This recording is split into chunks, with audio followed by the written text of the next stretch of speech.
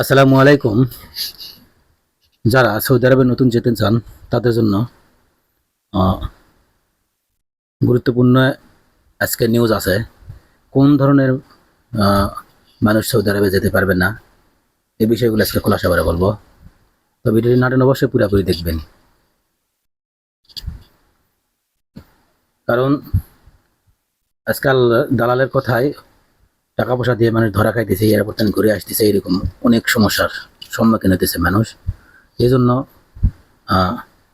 ভালোভাবে বুঝে সুঝে যেতে হবে এবং কোন শ্রেণীর মানুষ কি কি সমস্যা থাকলে সৌদি আরবে যেতে পারবেন না।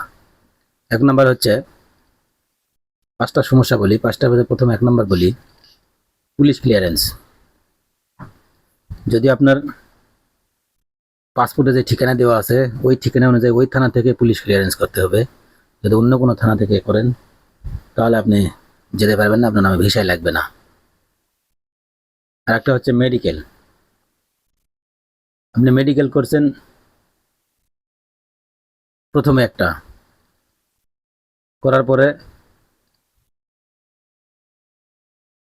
কোনো কিছু সমস্যা হয়েছে, পরবর্তীতে ওই সেকেন্ডে ওই মেডিকেলে যদি মেডিকেল করেন তাহলে সমস্যা, তাহলে আপনার নামে ভিসা লাগবে না। পরবর্তীতে অন্য মেডিকেলে মেডিকেল করতে হবে, তাহলে কোনো সমস্যা হবে না।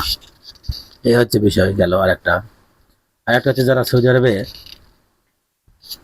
আগে কোনো সময় ছিলেন, যারা সৌদি আরবে আগে ছিলেন, হয়তো ফাইনাল এক্সিট লাগিয়ে দেশে আসছেন, আসার পরে হয়তো পাসপোর্ট আবার চেঞ্জ করছেন, পাসপোর্ট চেঞ্জ করার পর ওই পাসপোর্টে হয়তো মেয়াদ শেষ হয়ে গেছে, আবার নতুন করে পাসপোর্ট করছেন, সেই পাসপোর্টে মেয়াদ হচ্ছে বয়স হচ্ছে কমা বাড়া করছেন, তাহলে সেই ক্ষেত্রে আপনি সৌদি আরবে ঢুকতে পারবেন না, আপনার নামে ভিসা লাগবে না। কারণ ওখানে দেখলেই সব সম্পূর্ণ তথ্য পাবে। আর একটা বিষয় হচ্ছে, আপনার সৌদি আরবে ছিলেন, থাকার পরে হয়তো কোনো হুরুপ লেগে আসছেন বা কোনো একটা সমস্যা হয়ে আসছেন মামলাকে, তাহলে আপনি 5 বছর অথবা 3 বছর সৌদি আরবে ঢুকতে পারবেন না। তো স্পেশাল এক্সিট, আবার আরেকটা আছে স্পেশাল এক্সিট, সেটা লাগিয়ে আসলে সমস্যা নাই। যেখানে আপনার ইকামা হয় নাই, সেখানে আপনার কোনো দোষ নাই, সেক্ষেত্রে যদি আপনি এক্সিট লাগিয়ে আসেন তাহলে আপনি যেতে পারবেন। তবে হুরুপ মারা হলে আপনি অ্যাম্বাসির মাধ্যমে বা মক্তব আমেলের মাধ্যমে যে কোনোভাবে যদি আপনি আসেন তাহলে আপনি যেতে পারবেন না হুরুপ থাকলে। শুধু আপনার মাকামা যদি না হয় সেক্ষেত্রে আপনি আসলে আবার যেতে পারবেন যে কোনো সময়। আর পূর্বের কোনো, এর আগে কোনো হয়তো বিদেশ ছিলেন, সে জায়গায় মেডিকেলে সমস্যা হয়েছিল, বিদেশ যাওয়ার জন্য করছেন, পরবর্তীতে আবার মেডিকেল করছেন, সেক্ষেত্রেও সমস্যা হয়।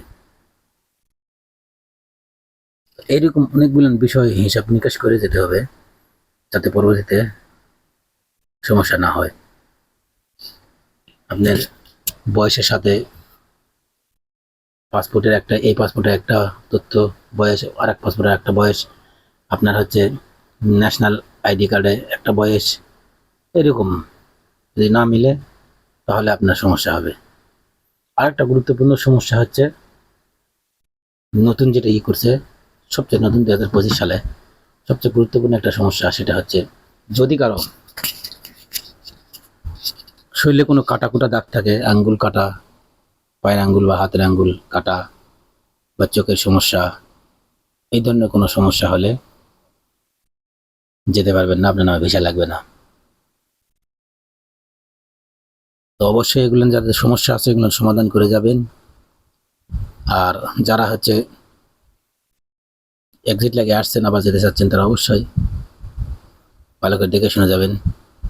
এয়ারপোর্টের যে আপনি আসছেন সেই পিনটা চেক করবেন, এয়ারপোর্ট প্রিন্ট নিতে হবে, নিয়ে চেক করতে হবে কোনো সমস্যা আছে কিনা, যাইতে পারবেন কিনা, সব দেখে শুনে গেলে ভালো হয়। আশা করি বুঝাইতে পারছি।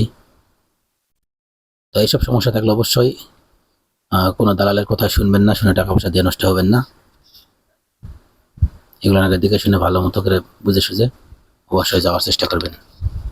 তো সবাই ভালো থাকবেন, সুস্থ থাকবেন। আসসালামু আলাইকুম।